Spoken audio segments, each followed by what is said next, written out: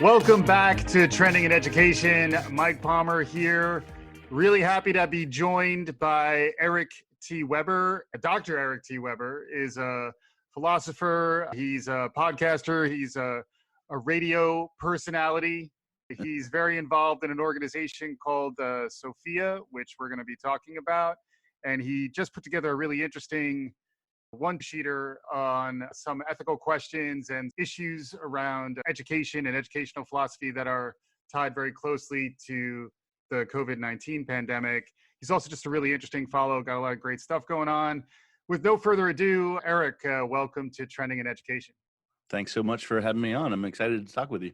Yeah, for sure. And the podcast, for those of you who are interested, is Philosophy Bakes Bread. I would view it as a very kindred type of show. If you like Trending in Education, I think you would like a lot of what Eric and your co-host Anthony Cascio. Yeah. So it's a really interesting dynamic. The two of you clearly enjoy having a conversation with one another, and then you get into some really interesting conversations about philosophy, which the angle that we really wanted to pursue here mainly was educational philosophy, because this is a show about trends in education.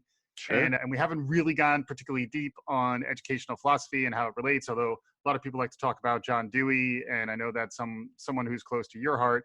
But just to begin, I thought we would start. I like to understand, in my guest's own words, their own hero's tale. How have you gotten to where you are at this point in your career, and why would folks who listen to a trend spotting show about learning and education and the future of everything, what would be interesting to them about you? Sure. So I heard you call it an origin story. And I think there's a pretty clear path for me to where I've come to be. And that has to do with the fact that, like so many people, I had this sort of general idea that I wanted to be happy.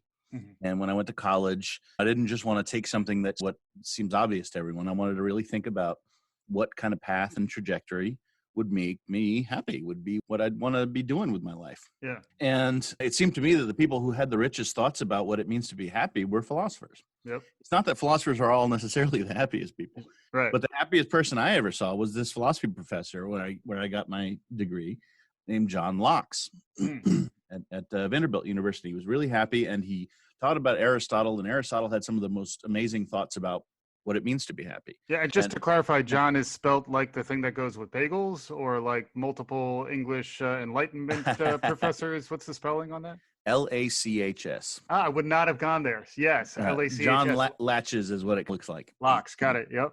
Yeah, and he's this absolutely wonderful guy, and everyone would say about him that he's the sort of motivation or inspiration for Dead Poet Society, that terrific movie about an amazing teacher. That was very likely hyperbole, but at the same time, he was that kind of teacher who was amazing, so inspiring, and I wanted to be like him. I wanted to contribute to helping other people find their paths in life and think deeply about what it means to be happy and how to live better in the broad sense of the terms. There's all kinds of things to which philosophy can make contributions, getting us to think more clearly, more precisely, getting us to think about ethics, getting us to think about justice, about consistency and logic and all those kinds of things. And I really loved that kind of thing. I love debating and thinking with people. And my brother was actually the one who thought he wanted to go into the academy. And when he had told me that, he went a different direction. But when he had told me that, I thought, wow, what an idea. I could follow the path of this kind of guy who's so happy, studies philosophy, the stuff I really love thinking about and talking about. And so that was what hooked me into this trajectory. Yeah. And now, as far as how and why this might pertain to people interested in trends in education, one thing I can tell you is that it seems to me, in looking back at the last 20, 30 years, is that there's been a tragic, in my view, decline of attention to philosophy in colleges of education. And universities in general, perhaps, but most people would say that university education should contribute to ethics, for instance, to understanding about ethics. Most people would say that critical thinking is important for college education. And so those are things where philosophy departments often make a significant contribution. But in thinking about education and thinking about colleges of education, a lot of them have become essentially teacher prep programs, which is wonderful. We should have teacher prep. But at the same time, are we getting to the depths of kind of thinking about what we're doing as teachers, as professors, as students in education? Are we thinking about the nature of these things? And it's so often the case, it seems to me, that we can lose sight of what we should be doing if we don't have a sense of our purpose Yep. of the nature of the thing that we're doing. Mhm. And when you lose sense of that, well, you're checking a box to check a box, not because this represents something important. Yep. You know what I mean? And that's where things can get backwards and problematic. So I think maintaining a strong sense of what we're trying to do, what is the nature of what we're doing, and how we ought to do it democratically, right, Yeah. or ethically, and so forth. Mhm. Those to me are incredibly important things, and I've been interested in policy for a long time, and I've focused especially on education policy, but not only before my move to the University of Kentucky in the College of Education, but Go it was a Wildcats. natural fit for me. That's Go, right. go, Go go Wildcats. Wildcats. Okay, just making sure I got that right. Yeah. Exactly. And so, yeah, it was a pretty natural move for me because I was so interested in Dewey, as you point out. Right. And Dewey has lots of relevance all over the place, but he was especially famous for what he contributed in education. Yeah. Yeah. So this was a very natural and happy, move for me and transition. Yeah. And so I think there's a lot that people in education in all kinds of areas need to be thinking about in terms of our purposes, the nature of education, how we ought to engage in it. And also maybe some ways to stem the trend then too. If you're saying in some ways, I view this show as a curator of trends. Like there are places where if you want to spread the word about a trend that needs to grow or put your thumb on the proverbial trend scale. Right. Yeah, exactly. The more, I would say even somewhat objectively, although I would certainly advocate for it, it does feel like a lot of what's happening now in discussions about the future of work and automation and what it means to be human and also what it means to be how to think about ethical design. Those concepts feel like almost a counter trend to the diminution of philosophy that you were talking about before. Like it does feel like there is a bit of a renaissance, if you will, happening. Any thoughts on that? I'm certainly hopeful about it. The more you have people talking about it, the more things tend to come back, if you will. But at the same time, there has been a strong pressure in institutions of higher education towards the work that is best suited for support from grant funding, from external funding. A lot of institutions... Harder research, yes. Yeah, exactly. The kind of research. So for me to do research, I need books, access to library resources, time, students to work with and everything. Yeah. And it's wonderful when I can get grant funds. And there's certain kinds of projects where there's this sort of application and this test of some sort of instrument or something like that. And it's wonderful. It's very interesting research. But people tend to think about research as the dollars brought in for a grant. Yeah. Rather than the result of what you did in terms of publishing something on the basis of having had that funding. But if another scholar over here can publish meaningful stuff that really advances knowledge in an area, but didn't get the grant, is it less significant? And I should hope the answer is not, of course. And some terrific research, including in my department, is by an amazing scholar, John Thielen, my colleague, who's a historian. And historians don't typically get the kind of research grants that other areas can get or have available to them. And yet he's a huge figure in American, history of higher education. And it seems to me we can sometimes mistake the means for the end. So the means of getting grant funding for some people is great, but it's for an end. It's to do research and to write and publish, right? And sometimes we mistake the means, that the grant funding, for the end. So yeah. And then even just to build on that, the end's another interesting end or output that you've been able to produce while you've been a professional academic. You've also been able to extend the conversation beyond the traditional delivery within academia to on the left end of your radio dial. So there is, like that. Can you talk a little more? I don't know if our listeners understand what it was like in terms of your origin story too, as a communicator, as a broadcaster, as a podcaster. Could you just bring that aspect of your background to bear? Sure, absolutely. So, and you're making a very good point. And I would actually say that the move of having scholars attend to the usefulness and relevance and interaction with the public has, to my mind, been a bigger kind of growth in the last 20 years than of colleges of ed back to philosophy. Although I'm hoping that I can participate in being part of the nudge in that direction moving forward. Yeah. So basically, the notion of wanting philosophy to matter, wanting to my education to help make me happy, those kinds of things are all tied together in the idea that when we do a scholarship in the academy, it should have some sort of bearing on life. It's one thing if you've got complex matters that are about chemistry and your average person can't understand it. Mhm. But at the end of the day, when there's a problem, you tell people to boil their water. Like we Right. have ways in which we engage with the community. Even if you don't know all the chemistry, Yeah. you know that you got to boil your water or you might get sick. Mhm. So that even the jargon-filled kind of technical scholarship can have applications in very simple ways. Yes, sometimes. I mean science communication is a huge trend, and in some ways, I've always viewed what you're doing as almost an extension of the same trend. It's just Yeah. more the philosophy side of the equation.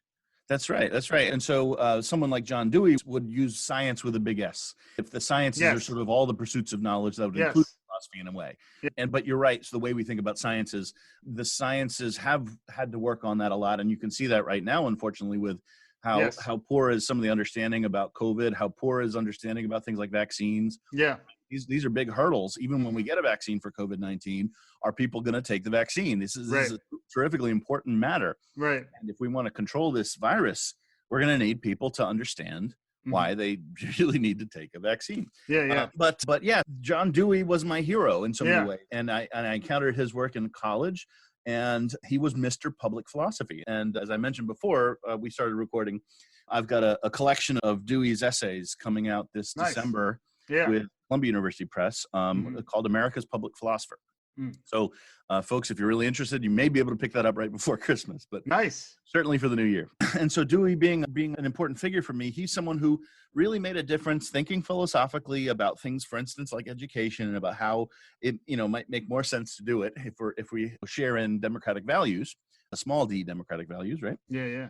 And the ways in which he was engaged with the public were inspiring to me. He wrote for the newspaper all the time. He Yeah. gave all kinds of speeches and addresses and so forth. And He probably would have had a podcast, right? Like if there were I think podcasts so. back then. Yeah. Yeah. It was the equivalent, basically all these different kind of journals and periodicals that people Mhm. would create, and he'd participate in them. Yeah. Mhm. I don't know how much he served as an editor for things, but he'd certainly be a contributor to lots of podcasts. He'd be a guest. Yeah. Yeah. He'd certainly be a frequent guest. Yeah, And he did yeah. a lot of that kind of thing for the Society for Ethical Culture in New York City. for Yes. instance. Yes. Um, Important organization there. And, at all kinds of journals and periodicals that were created during the Great Depression, they were looking for material, and he wrote really powerful things about unemployment and the need to support people, that it's a chronic problem, not an occasional problem, right? It's Mhm, not mhm. something to be addressed with charity, but as something that regularly happens. We need policy for it. And before, at a certain point, we didn't have that. And now we Yeah. do, because of people like him Yeah. contributing to public discourse about things that were needed. And Mhm, so he made a really big difference. And I wanted to be a public philosopher. I wanted to contribute to the extent that I can usefully.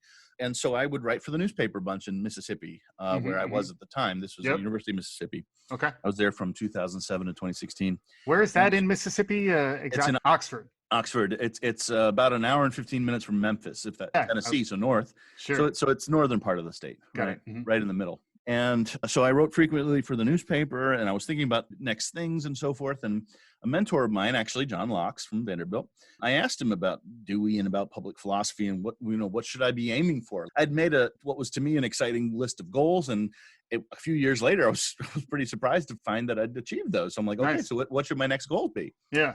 And he said, a lot of people read newspapers, but far more watch TV. He Mhm. said, go to television. Mhm. And I didn't really know what that meant or how to do that. Yeah. Yeah. And so I did a couple of interviews about my book on Mississippi came out. It's called Uniting Mississippi. And I did a bunch of interviews around Mississippi about it. And that was a little bit of TV. But the Yeah. point was more to talk to people about the issues that matter in the state. And right, it's not just about publicity Yeah. so much as making sure that the ideas we think about Yeah. and think through and propose actually get a hearing. Yeah. Right. You want to express these things to Yeah. people. Discourse. If you put it in a library on a shelf, nobody's paying any attention Right. to it. Right. So I wanted to make sure that the ideas that I was studying were considered. And Yeah. so I got out there, and in thinking through this idea of TV, basically what I stumbled upon, the fact that I'd started a little bit of a podcast, and I gave an interview on a radio show here in Lexington once we had moved in 2016. And giving that interview on the radio here in Lexington, the guy at the station said, "You should have a show." And I thought to myself, what are you talking about? Yeah. Yeah. And then of course it dawned on me I could propose a show that would be an extension of the podcast, but I would need a co-host. I can't do this alone. Yeah. And that's how that began. Is Yeah. this idea that we might move towards TV, but TV isn't so much my goal. But the Yeah. point is that philosophy is conversational. Mhm. It's engaging. It's fun. You Yeah. know what I mean? It can be on TV, but sort of production challenges are Yeah. complicated. I've been on the record saying I have a face for podcasting. So you turn on the Zoom, everybody looks fine in Zoom nowadays. It's just, but it's the real substance of the conversation is the words and how you intone them. Exactly. And then also, I was thinking about discourse, and then you mentioned the conversation, the idea that it is an exchange. Even when you write a book as a public philosopher, it's so that you can begin a conversation. It's not so that everyone can say how right you are. I very much agree with that. What would Dewey think of the current state of affairs in America today, and how do you think he might respond? And how would he recommend to be a public philosopher in the very fraught, rancorous, anxiety-ridden age that we're living in? Great.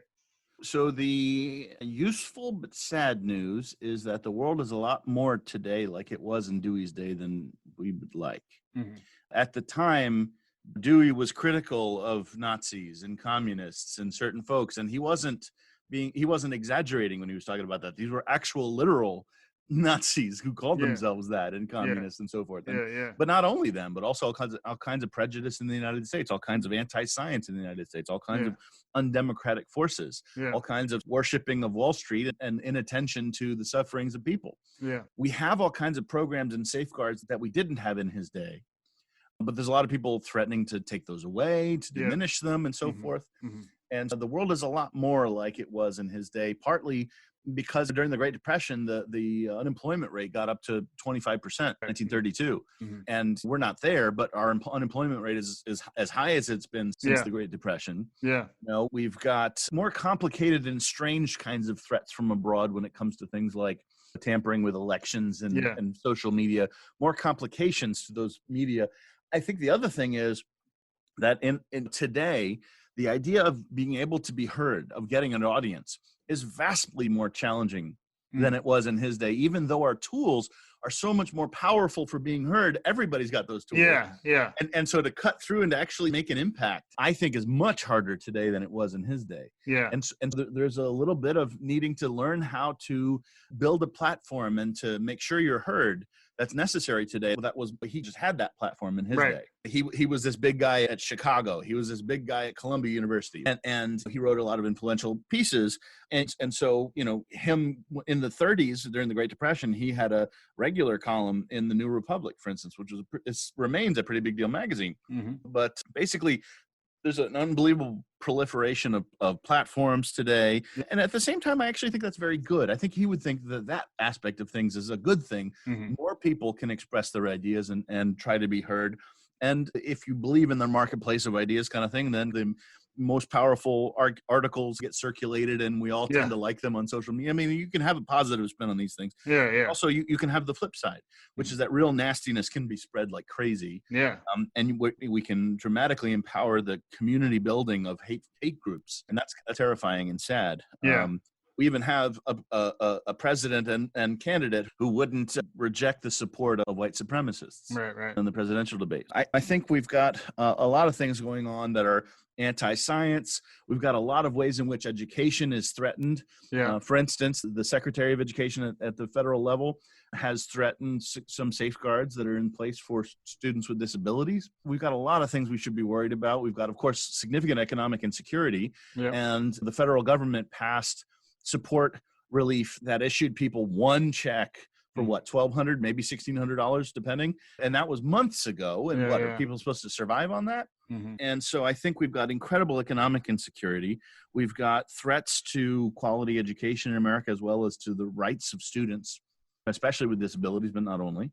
We've got all kinds of students sent home on a dime back in the spring who didn't have the resources, space, a desk at home, who knows, to be able to study on a computer from home, let alone did they have internet connections. So these are some of the kinds of considerations that are alive and worrisome today. At the same time, even in the Great Depression, Dewey was a guy who called for hope. The idea is not that we're in good circumstances, but that when things are really at the bottom, hopefully you can see a lot of things that are on the way up as far as how things could be better in so many ways.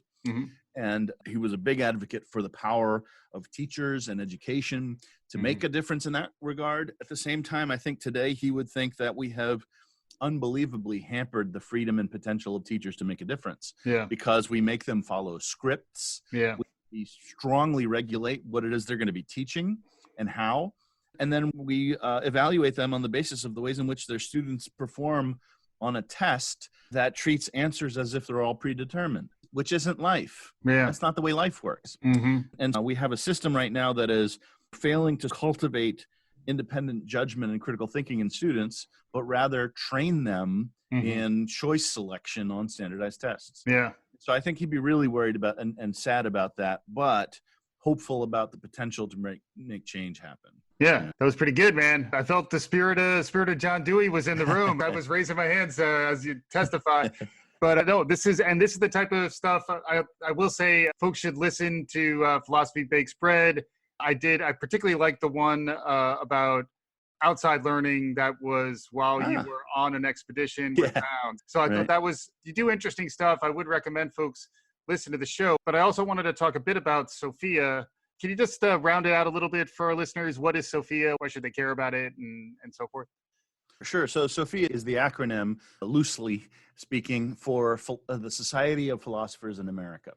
The idea is not simply that we're limited to America. We actually have a chapter in India, but with that we originated in America. And it's an organization that launched at a time when philosophers were really just talking to each other at conferences, and they were highly in attack mode, right? You'd hear a paper and you'd find a way to belittle the speaker. Yeah. And that was a really common practice. It was 8 Mile. It was like Eminem. Yes. Yeah. Yeah. That's a good way to put it. Yeah. And so people were not talking about things relevant to the public. They weren't engaging the public at all. And there were very few opportunities for people beyond the academy to engage in philosophical conversation. Yep. And so philosophers at the time got together. They were frustrated by the state of the academy and the state of philosophy at the time. A lot has changed, I will say, but some things haven't changed much. There's far more women in philosophy today, which is a good thing, but there's only a small change in how many philosophers in America are African-American, right? It's under 2%, and that needs to change. Yeah. But the proportion of women has risen to somewhere around 40%, from a far lower number. Yeah, yeah. So there's been a lot of growth, at least in that. And there's a lot more appreciation and intention to engage in public philosophy than there used to be. Yeah. But that's still burgeoning. That's still beginning. So Sophia originated at that time, basically in the 80s. It was founded in 1983 as a nonprofit. And in time, what it's come to be, we did some strategic planning in 2015, and we have come to redefine our mission as the development of communities of philosophical conversation. So at the end of the day, Sophia realizes that there's a lot of places where scholars can go give a paper. What we need is places to have conversation. And it ought to be ideally engaging with our peers in the world and people from other fields. Philosophers shouldn't be on an island. We should be talking with everybody. Yeah, yeah. And among the core principles are essentially that philosophy is engaged with others, right? That kind of philosophy is for everyone and anyone could engage in philosophy. You got to make it accessible, though, to do that. Yeah. We also want to make sure we're talking about issues that are relevant and of importance to the public. Yeah. So those are two key guiding principles. And then what we came to realize eventually was when we were holding all these individual little meetings in places that took a lot of effort, what would have made more sense would be to just have local communities that can lead these themselves. Yeah. And in other words, we became a chapter organization. And so local chapters get together on whatever regular basis they want. And Sophia, as an organization, tries to provide resources to make the building of philosophical community easier. And again, this is the building of adult, informal, lifelong learning, essentially. And people eat this up. They love it. And there's a lot of philosophy groups out there in the country. And we've hooked up with some of them and say, hey, we're an organization. We have this identity. We have this method. We have these tools. We have tiny little grants that we can offer, seed grants. Yeah. And people have been eating it up. That when they have a local philosophy group, they say, yeah, we want to become a chapter, and they get a couple of bucks from us. They get some resources. They get an identity. And you could buy donuts back in the day if it was a live event. You could get a little provide some coffee for the philosophy chat. Yeah. In the before COVID-19. Exactly. Yeah. So people would get together. They may, if it's an adult group, they might bring beer or whatever, or meet at a bar. Philosophy and beer, forget about it. Could there be pizza? I can't even contain myself. Oh my goodness. Our largest chapter, shout out to them, is what was originally called and remains the Seattle Analytic Philosophy Club. Nice.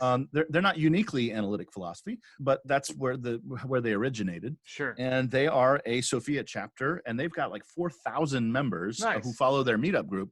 And at any given event, they've got 50, 60 people, again, in the before time. Yeah. But in It's a flash mob of John Dewey it's a lot of, Yeah. yeah, exactly. Yeah, And since COVID-19 started, they actually were the people who launched the Virtual Philosophy Network. Nice. And so they've been doing all kinds of meetings online, and the rest of Sophia is starting to catch up to that. Yeah. But that way, all of a sudden, finally, people in this part of the world can actually meet with this local group in that part of the world. Yeah. It's been fascinating. Just the one silver lining around the pandemic is just the new modes of interaction that are truly global and really interesting ways to think about how you might design new models, new ways to meet and engage. We did want to hit quickly on, there's a one-sheeter. Can you talk briefly about that? Sure. So Sophia's methodology for our meetings has come to what we think is as a best practice, and that is to develop what we call a one sheet. And the idea of having a one sheet is that literally you can have people who haven't read the same stuff because they don't have time necessarily to do homework. This isn't a class. Right. But if they show up in the same room with interest in this theme that has been chosen, and ideally that they've had the chance to offer thoughts about what should be chosen, they show up and they can all be on the same page. Literally, you read this paragraph together, and then you got questions. You don't have to start with those questions. You can come up with your own, or reject something about what's on the one sheet, whatever. But the point is, you're literally all on the same page, and it is far more productive of a rich conversation than any of us could have imagined.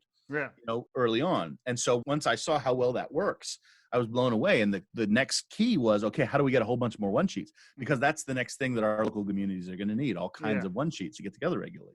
And the answer is that local groups make them. People can make their own, right? If you think there should be a one sheet on this, well, write one. And the network and group of Sophia can give you feedback and comments and make it better. I was actually invited, now that groups are doing online meetings, I was invited by our chapter in Albuquerque, New Mexico. It's called the Albuquerque Philosophy Collective, is the name of our Sophia chapter in Albuquerque. So they asked me, hey, would you like to come meet with our group and facilitate a meeting? And I thought, that sounds great. I hadn't met with them yet. I thought it'd be fun. And so I proposed this topic because, I'm in a college of ed. I'm teaching philosophy of education right now. I got a Dewey book coming out. And he said, how about we're going to do something on education? I said, sure. How about talking about education in crisis? When I thought about that, there were two meanings to education in crisis, right? Because in a sense, there's this perpetual notion that education is constantly in crisis. People, are always bringing up this or that thing as a problem that they think is a crisis in education. And that is a kind of mode talking about education, but also we're living through a pandemic. It's been crazy.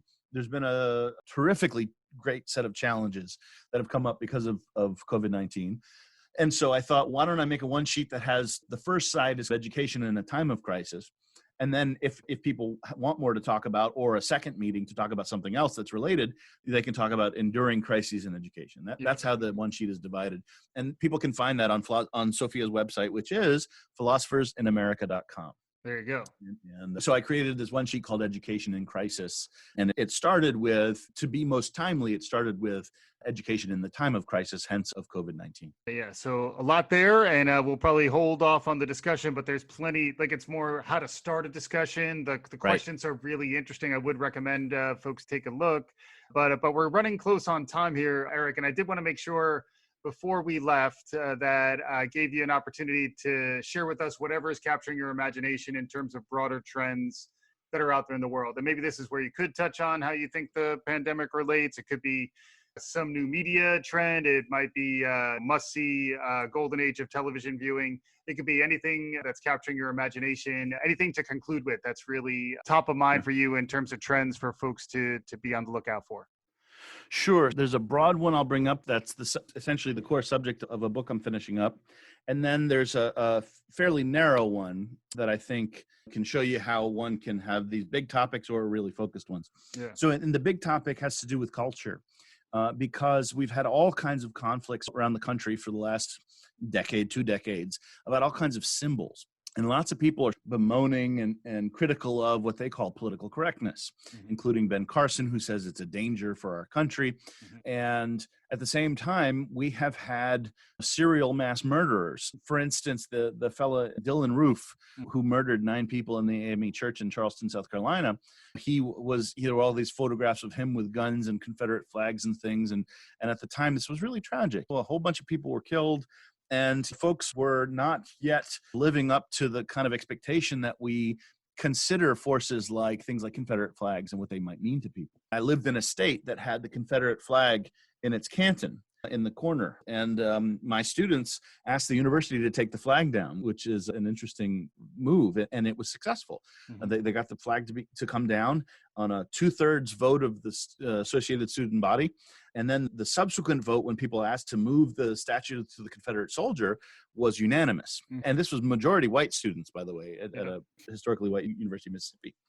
And so anyway, so it seems to me that there's a fascinating set of questions around what are our obligations regarding culture for the sake of justice.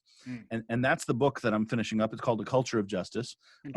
And it's looking at the ways in which culture can make a difference. And some people think these kinds of things are merely symbolic.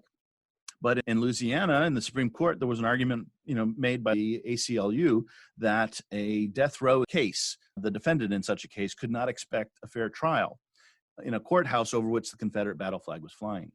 And the Louisiana Supreme Court concluded that argument was reasonable to assume that. And that's a big deal. Yeah. And there's Confederate statues. It's not just about Confederacies, though. Like the team, the Redskins, right? Imagine the Mississippi Blackskins. That sounds horrible. How could we? And yet people are much more used to hearing the name Redskins. And there's some changes that are in our future. The way things are named. Are things welcoming? The sort of culture that we have, what kind of symbols were created long ago in our beautiful old buildings. Sometimes those can be deeply troubling. Yeah. Right. And so what's called for? What do we need to do? Those are the kind of questions that I'm looking at. And I love freedom. I love speech. Right. I love freedom of speech. But that doesn't mean that we oughtn't make certain kinds of changes. And so this is one of the kinds of tensions that's going on right now in the big picture all over the place, including at my university, where there was a mural that was controversial. Some people contextualize with a plaque. Some people take things down or move them. Some people think we should destroy them. Some people think we should put things in museums. And there's a lot of different possible solutions. But the point is, more and more schools and colleges and universities are having to think about their culture and what effects that has. We know that has an effect on student retention. Right? The kind of social engagement and cultural engagement. And these are some of the kinds of questions that I've been studying. And I'll be finishing this book, I hope, in the next couple of months. Man, you're a productive gentleman. You have there's an additional book that's coming out. Yeah, but that's well, this one I haven't finished writing yet. Okay. I've got at least 18 months before it comes out. Okay, but that's on the horizon for sure. That's right. And the other topic that's been really exciting to me has had to do with what is possible for an economy that might spread the wealth without coercion. And what do I mean by that? Employee-owned companies. There is a business model that has been very successful in some companies. In fact, it so happens that I worked in one a long time ago at Publix grocery store. Publix grocery stores is an employee-owned company. It's very successful. And when I stopped working there many years ago, I got a check in the mail for my ownership of the company, for my proportion. And I was very pleasantly surprised. And when I thought back on that, I had never worked anywhere where the employees were so happy to work there, where they seemed to really take ownership in a way that, this isn't tongue in cheek. This is, wow, yeah, maybe that's what it was. Maybe that these people really felt ownership in their company. And it seems to me that there is a potential for there to be more and more employee-owned companies. The question is, why isn't it that there's far more of them? Right. And it may just be that this is a less common model that needs time to develop. But I also think that it's the case that you need a certain education to be ready for that kind of stuff. You need an entrepreneurial, spirit. You need to be a critical thinker. You need certain attributes. You need to be a public speaker. You need to be prepared for shared endeavor. And what does an excess obsession with standardized testing do? It isolates us. I think we need education to start working on shared endeavors and teamwork much more. And some business schools do that a little bit, but they're still largely preparing people for the kind of market that there is, rather than preparing for the kind of market that could be. And I think both K-12 education and business schools ought to make considerably more effort to enable and prepare people to be ready for employee-owned industry. Yeah, that's interesting. Yeah, because it also does build a culture, getting back to your first point, Yep. that is more egalitarian. Everyone has a stake. They're more, it's, They have a voice. yeah, exactly. Yeah, it's interesting stuff. We could go on at length, and this has really been a fascinating conversation, Eric. And any concluding thoughts as we wrap up here? I really appreciate you doing this. I think it's incredibly important for colleges of education to return to serious consideration in their curriculum, in their curricula, to the philosophy of education, to ethics in education. I've seen more things that really surprised me in educational scholarship in the last 2 years that really call for ethical thinking. And it's tragic to me the extent to which that has receded from focus. So I appreciate the opportunity to speak to people in education broadly through your program to say, hey, y'all, let's not forget these incredibly important things that are at the core of what we should be doing in education. Awesome. Fantastic stuff. Eric T. Weber, the host of Philosophy Bakes Bread. Actually, we didn't get into that, but it's in response to, is that Marx who said philosophy bakes no bread? It actually dates back to Aristotle, believe Aristotle. it or not. Yeah. And then there was a poem that said something like, philosophy may bake no bread, but it can procure for us God, immortality in the soul. Which then is more profitable, economy or philosophy? Wow. And it was, so the phrase was actually to say, hey, you who think philosophy doesn't bake bread, but does these much more important things. Of course, what people remember is the philosophy doesn't bake bread part. Yeah. I'm ready for the baked goods endorsements to start pouring into Philosophy Bakes Bread, brought to you by your local philosopher. So thanks again, Eric. And for folks, check out Eric. He's on Twitter. He's out there in the world. Philosophy Bakes Bread, Sophia. He's got a book on John Dewey coming up. And for those of you who stuck with us this long, thanks as always for listening. And we'll be back again soon on Trending in Education.